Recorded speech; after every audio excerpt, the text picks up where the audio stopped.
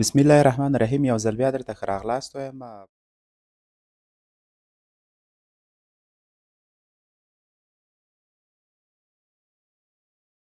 پښتو سیول انجینري یوټیوب چینل ته نن مو د مستطیلي کانال د ډیزاین د لړۍ دوهمه برخه ده یا دوهمه ویډیو ده.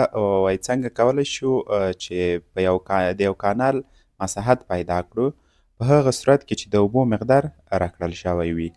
نو نن غواړو چې د دغه مسله لا وڅېړو چې څنګه کولی شو د یو مستطیلي کانال کې د یو کانال مساحت پیدا کړو کله چې د اوبو مقدار معلوم واوسي. اوس راځو، وایي داسې یو سوال راکړل شوی ده، وایي د درکړل شوي مقدار اوبو لپاره د کانال مساحت پیدا کوي. یعنې موږ ته د اوبو مقدار راکړل شوی ده او غواړو چې اوس د دغه اوبو لپاره د یو کانال مساحت پیدا کړو. یعنې دغه کانال عرض باید څومره واوسي، عمق باید څومره واوسي چې دغه مقدار اوبه ده بغیر له دې چې کوم مشکل پکې راشي او دغه اوبه انتقال کړی شي. اوس راځو راکړل شوي معلومات کوم دي. اول خو په کانال کې د اوبو د مقدار پیدا کول دي. یعنې د اوبو مقدار یې موږ ته راکړی ده چې 15.13 متر مکعبه کیږي. دا چې څنګه د اوبو مقدار پیدا کولی شو، دا خو په لومړنۍ موضوع وله، یعنې لومړنۍ ویډیو کې مو دغه مسله د اوبو مقدار پیدا کړی ده. که مو نه وي کتلي کولی شئ هغه ویډیو وګورئ چې څنګه کولی شو موږ د اوبو مقدار پیدا کړو، نو هغه هلته کولی شئ وګورئ. دوهمه موضوع چې دی، وایي د کانال د سطحې طولي میل هم راکړل شوی ده. او دریمه موضوع چې ده د شیزي ضریب چې 2.5 ده دا هم راکړل شوی ده. او بل وایي د دغې مقطع لپاره اقتصادي حالت باید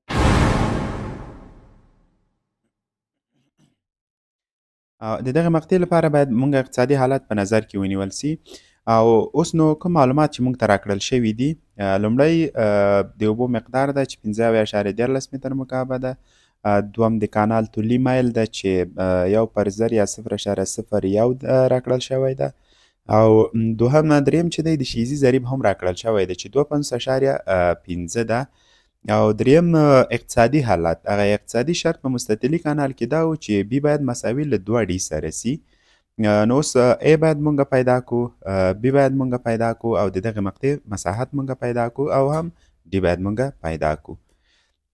راځو د دې موضوع د حل لپاره اول چې د مستطیلي کانال د مساحت فرمول لیکو. د دې لپاره A مساوي کیږي B ضرب D سره. عمومي فرموله چې دی A مساوي کیږي B ضرب D سره مساوي کیږي له 2 ضرب D ضرب D سره، یعنې 2 D مربع سره. دلته خو 2 D مربع خو مو ویلی و چې B مساوي کیږي له 2 D سره، نو په دې خاطر موږ د B قیمت دلته وضع کړی دی چې دا کیږي 2 D مربع. اوس راځو عمومي فرمول لیکو چې Q مساوي کیږي V ضرب در A سره، V مساوي کیږي C جذر R ضرب S. دلته خو V چې دی سرعت ده او C چې د شیزي ضریب ده ثابت ده، موږ ته راکړل شوی دی 2.5 او R چې دی هایدرولیکي شعاع ده او S چې دی د کانال طولي میل ده. اوس راځو غواړو اول موږ V پیدا کړو. د V لپاره پیدا کولو لپاره موږ C درلوده قیمت او R خو قیمت نه لرو او د طولي میل هم راکړی دی 0.01. د دې لپاره چې کله د دغه محاسبې نه وروسته نو V مساوي موږ ته په لاس راوړو چې V مساوي کیږي 1.6 R په توان 1/2 باندې، یعنې R په توان 1/2 یعنې همدغه R چې دی د جذر لاندې او موږ ولیکو R په توان 1/2 باندې. اوس راځو Q مساوي کیږي V ضرب A. اوس د V قیمت مو درلوده چې 1.6 R په توان 1/2 او 0.5 دغه یو معنا لري ضرب 2 D مربع. د D لپاره مونږ د A لپاره مونږ قیمت درلوده چې پاس مو پیدا کړی و A مساوي کیږي 2 D مربع سره، نو دلته یې مونږ قیمت وضع کړی ده. اوس راځو قیمت گذاری کوو چې Q مساوي کیږي V ضرب در A. د V قیمت هم لرو او د A قیمت هم لرو، نو اطراف په دوو تقسیمو، یعنې د D په ضریب باندې دواړه طرفونه تقسیمو تر څو موږ وکولی شو د D قیمت پیدا کړو.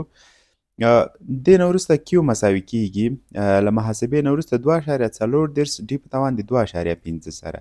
اوس نو محاسبه اسانه کیږي ځکه چې کیو خو موږ ته راکړل شوې ده 15.14 متر مکعب سره.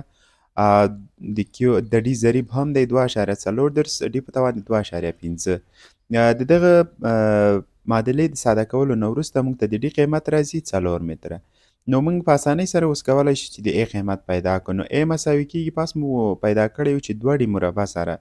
نو له دې ځای نه ای مساوي کیږي 2 ضرب د 4 مربع سره مساوي کیږي 2 ضرب د 14 سره. نو جواب د ای زموږ راغی 32 متر مربع سره. یعنی خلاصه که چیرې په دغه کانال کې یعنی د اوبو مقدار چې 15.14 متر مکعب وي مایل 0.01 وي د شیزي ضریب 2.50 اقتصادي مقطع په نظر کې نیول شوي وي نو مونږه د دغه کانال لپاره کومه مقطع چې ډیزاین کیږي باید څومره واوسي 32 متر مربع مساحت ولري. نو دا و د نن ورځې موضوع.